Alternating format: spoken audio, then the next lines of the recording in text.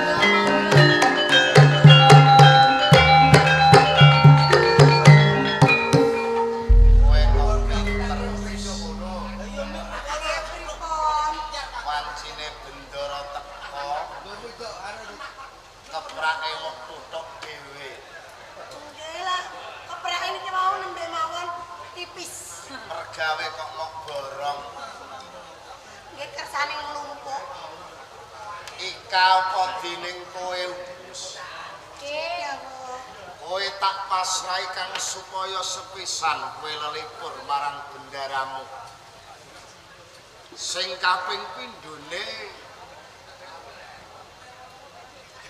kang supayaning bendaramu gelem leladi marang panjenengan ingsun apa wis gelem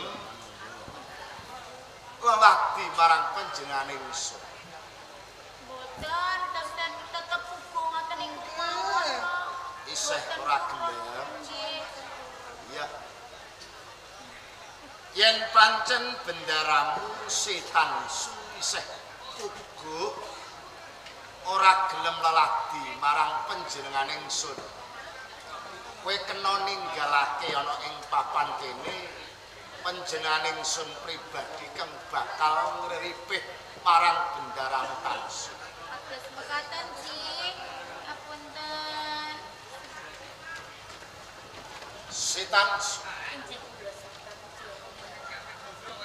kowe tak papanake ana ing taman kapompongan namung ing pamrih utawa ujug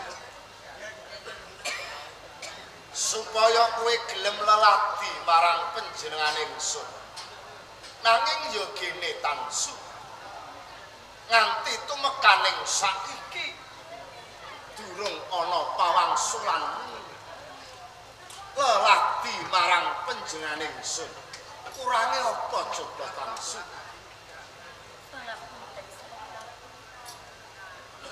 jalaran kuwi sampun tidak tujuan kowe ora usah dadak menggalehake rakuti garwamu Rakuti kae wis mati. Merga saka tumindak lan pakartining dhewe wis pani mentang pranatan brontak marang tatanan negara Majapahit. Ning boten kakathah ngeten kula boten saged ngani kalian kata. Tans panjenengan ingsun salah sawijining pengayoman. Tak rewangi paribasane aku ngemis-ngemis katresnan karo kowe Tansun. Ning yo gene atimu isih pangkot.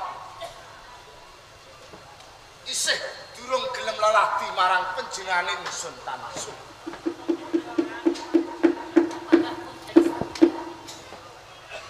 Sampun panjenengan dalem sadatan. Kowe tak mulyakake. Kowe tak nguktekake, tak unggah ake derajatmu. Awa wakton kowe gelem lelati marang panjenengan. Lan kowe gelem dadi garwane ingsun Tansun. Bejane wanita kaya dene kowe Tansun. Dikersakake pengayuan ana ing Majapahit.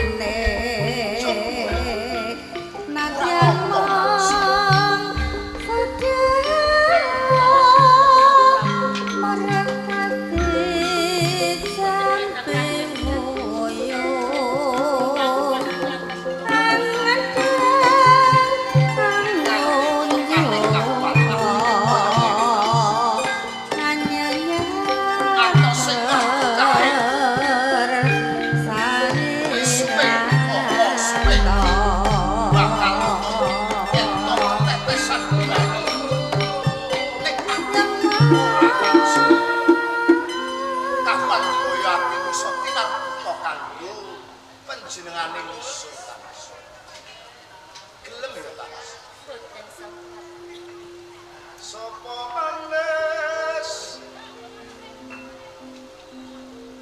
kaya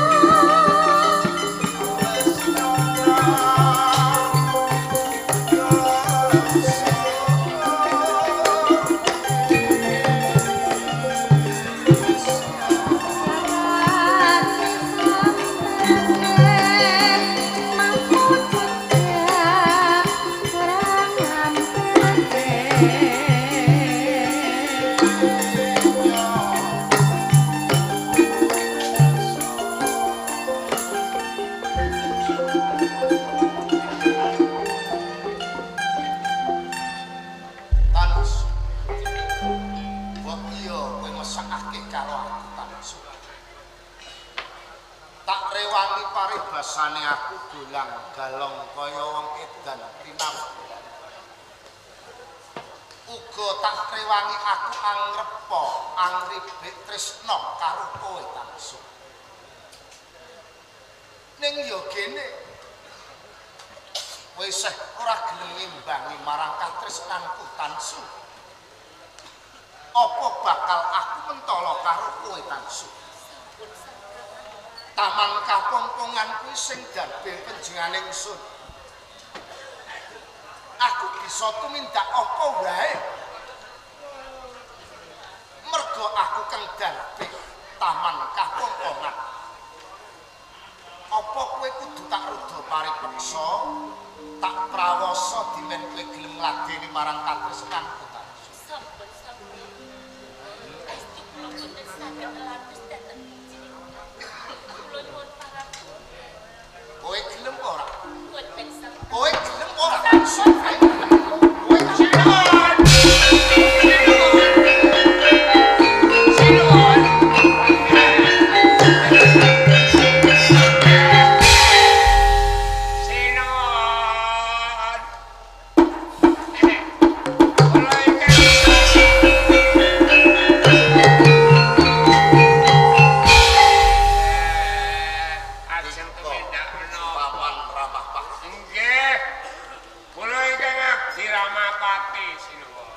Isih bejo kowe Tansu.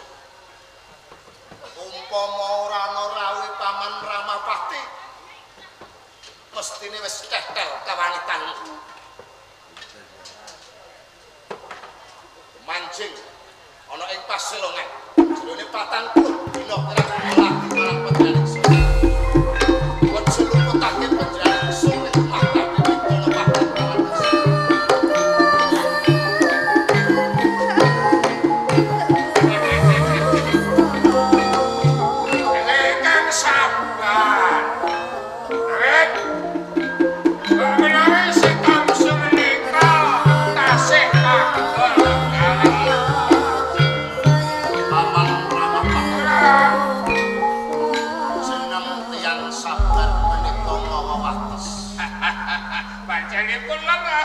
Sedina rong dina anggen kula sabar. Mongko si Tansu dereng kersa lelati kaliyan panjenengan ingsun. Anggen nek sedina rong dina dinteni mboten kersa, nggih dinteni udakara nggih seminggu. Yen to seminggu tetep mboten kersa. Nggih dintosi kinten-kinten setunggal taun ra tetep purun. Nek setahun tetep mboten kersa. Nggih dintosi sedasa taun. Ngoten. Keselak kula dangu nggih kula ngertosi dhateng si Tansu. Sinuwun Paman Ramapati. monggo sawetawis kula aturi nyebrataken bab kawanitan. Awit sowan kula menika tenanipun wigatos sanget. Wonten bab ingkang badhe kula aturaken dhateng resa dalem. Sowanipun Paman Ramapati. Nggih. Jalaran wonten kawigatosan. Leres Paman Ramapati. kula tinimbalan Monggo kula aturi ndika waloka saha medharaken menapa ingkang dados kawigatosanipun. tenanipun kula niki mboten pati mentala ajeng matur resa dalem kula mboten tegel. Awit dadosaken kawuningan nggih sinuwun. Anggenipun boten sowan Haryo Nabi niku balela kersa dalem sinuwun.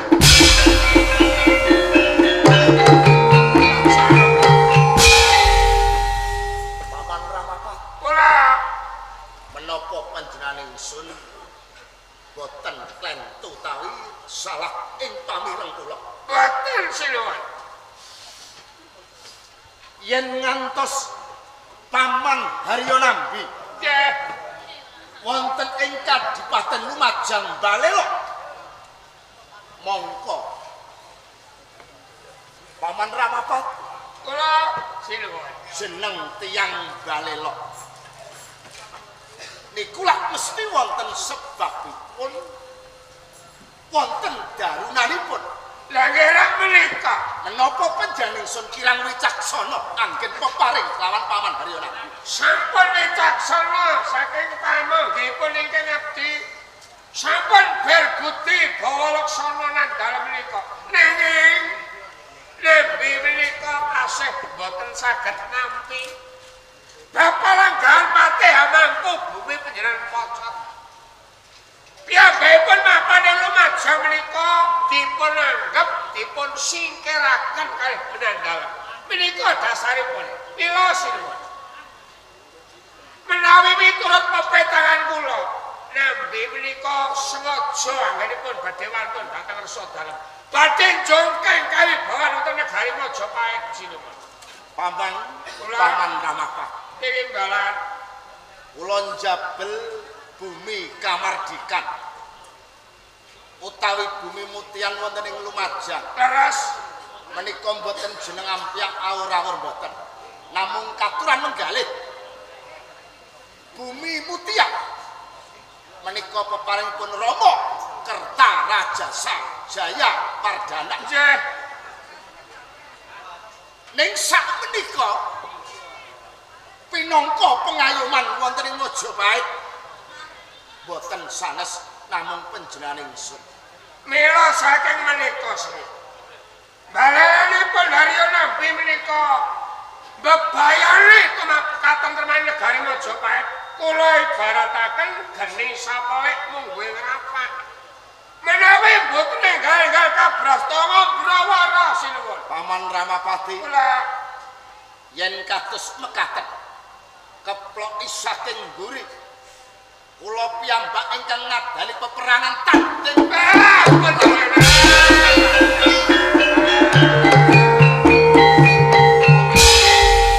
kok panjenengan ingkang bronto lajeng badhe rawuh piyambak wonten Lumajang menika klantu sinuwun. napa embak-embak suku kula sakit kula mboten wantun ngabdi kelawan Paman Haryana Nambi Lumajang. Nanging boten mangsaipun menawi dipun bobot timbang Nambi menika boten mungsuh panjenengan.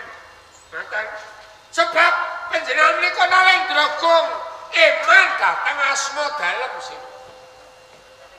Yen kados mekaten sinten pawenganipun ingkang pantes ngadepi kelawan Paman Haryana Nambi ing Lumajang. Ginanipun menapa para senopati agul-aguling pereng ing negari Majapahit prayoginipun dipun timbali kemawon Kebotarma supados indhahaken dhateng pakartinipun Haryana Nambi Lumajang. Kebu Taruna. Leres Kebu Taruna. Coba Kapolres. Ajeng wae teng suwan sinuwun.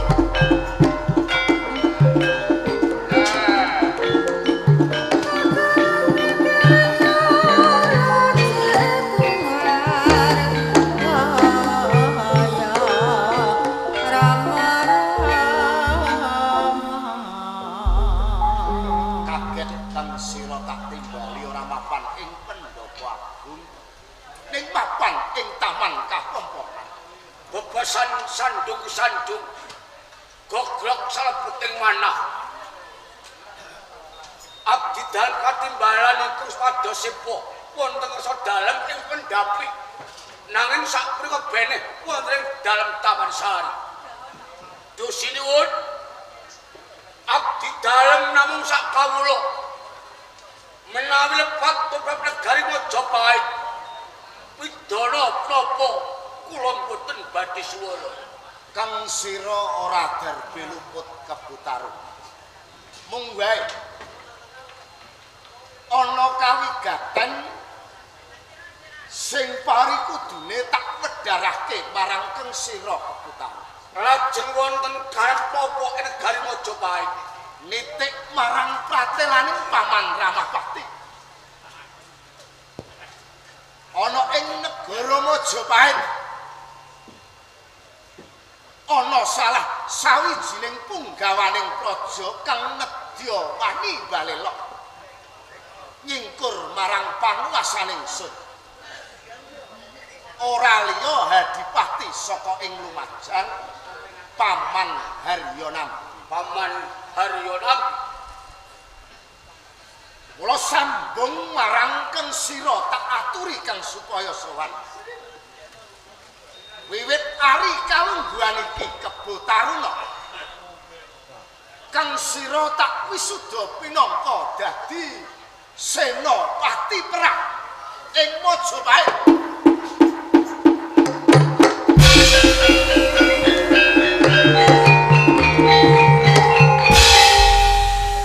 Dusi nuwun Kebo Taruna. abdi dalem katemben kewon wonten magangan. Dereng sepinten ngenani saubarang ngenani kaprajuritan. Sehingga kula menika boten inggih mangsa lak laku. Sing kapriji pinangka raja senopati ing Majapahit. Dusi nuwun menawi sabda dalem kasengaten. Kula namung derek pangandika dawuh panjenengan sinuwun. Gelar senopati perang ora teges panjenengan ingsun paring kanugrahan utawa ganjaran kelawan Kang Sira ki ora ning anggepen kabeh mau pinangka kewajiban utawa sanggeman mungging negara ing Majapahit Kebo Taruna. Panggen punika sinuwun kewajiban sanggaman tentang negara Majapahit sinuwun amuji dhateng kula bertanggel jab sak potahipun lan sak gaduk-gaduk ndalar kula Purba lan wasesaning panjenengan ingsun tak pasrahake marang jeneng sira lumawata ing Kadipaten Lumajang yen kena elingake kanthi cara halus ning ora kena tak pasrahake marang jeneng sira. Raden Samuwijang tan terwaca keparing nuwun tambahing pangestu sinuwun.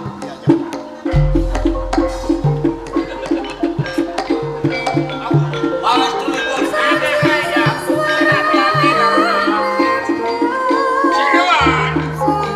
Paman Ramapati Kula niki menawi perkawis ing tengah gumpulan kalih negari Majapahit raos ati kula niku ngelangan.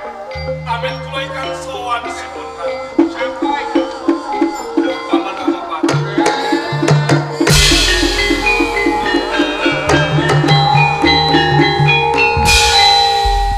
yen ora luput saka panduluku kaya dening lembu gigih. Iji sinuwun. Sowanmu sing tanpa katimbalan wani mapan ana ing taman kapompongan mongko lembut marang sapa wae pawulan ora mawas jalma yen ora entuk palilah panjenengan ingsun ora dikenakake mlebu ing taman kapompongan. Sinuwun Prabu. Nyadong duka ingkang langkung kathah sekawit. Abdi dalem boten katimbalan sampun wani lumebet wonten ing taman Kapopongan. Namung sinuwun boten katalumpen ingkang abdi ngaturaken sungkem pangabekti mugi katur. Tak tampa nggonmu asung bekti ora liwat uja pangestuning ingsun kebak Kang Sira tampa. Sanget ing pamuli mugi dadosaken jimat Paman Ramapati. nggih Boten katalumpen kula ugi ngaturaken sungkem pangabekti mugi katur nggih Paman. tak tampa salam pandongane wong tuwa wae marang sira ya Ya uji sinuwun Lembu gigih namung yektosipun wonten kawigatosan sanget sambet dhateng Kang Mas Kebo Taruna sinuwun. ana kawigaten Injih sambung kelawan Senopati Kebo Taruna. menika leres. Apa kuwi? Punten dalem sewu nggih sinuwun. Rikala kula mapan wonten ing dalem kaprajuritan Darmaputra. Kula ngladi para magangan enggal nanging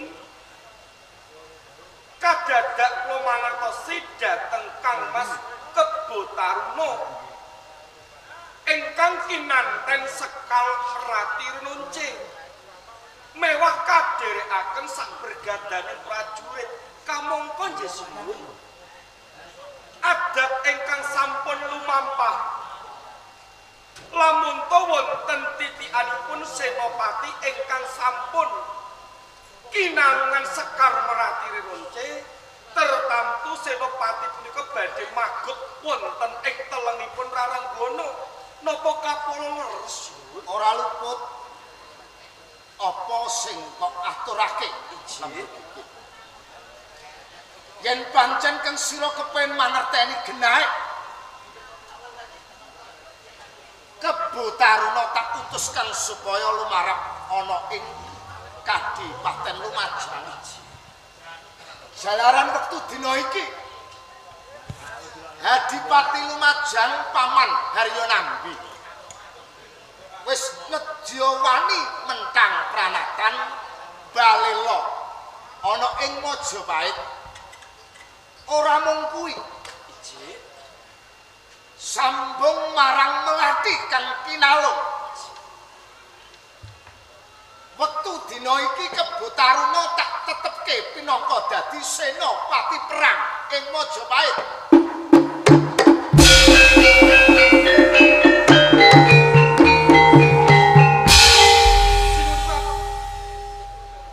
Boten ateges kula meri dhateng palengganipun Kangmas Kebo Taruna punika boten. Jalaran senaosa dipun kados pundi kula tasih kalebu peranganing prajurit Dharma Putra. Pramila kanthi punika nggih sinuwun, lamun to pikantuk palilah dalem keparenga ingkang abdi badhe ngetengalaken labuh labet kula tumrap bumi aji wonten ing Majapahit. Yen pancen pratelahmu kaya ngono, ora mung jeneng sira lembu gigih marang sapa wae kawula. Nek pancen darbe lelabuhan utawa kepengin ngatonake marang lelabuhane, ingsun bakal paring ganjaran kang murat marang lelabuhane. Mula saka kowe. Nek pancen pratelahmu kaya ngono, enggalo metu saka ing Taman Kapombongan tumuju ana ing Kadipaten Lumajang.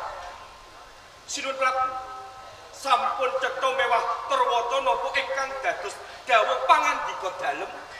Pramila kanthi punika saantes wedal ingkang abdi nyuwun pangestuni. Sing ati-ati. Paman, ya sing hati-hati. Boten katalumpen kula nyuwun pangestuni. Ya tak duweke.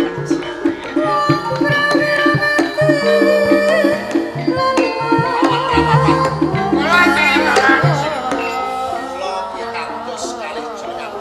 ya Wong menawi negari ing Majapahit wonten kalih sapa kados dene Paman Kawapa. Mila sampun menika kanthi pan kula pasrahaken. barang nyuwun pamit.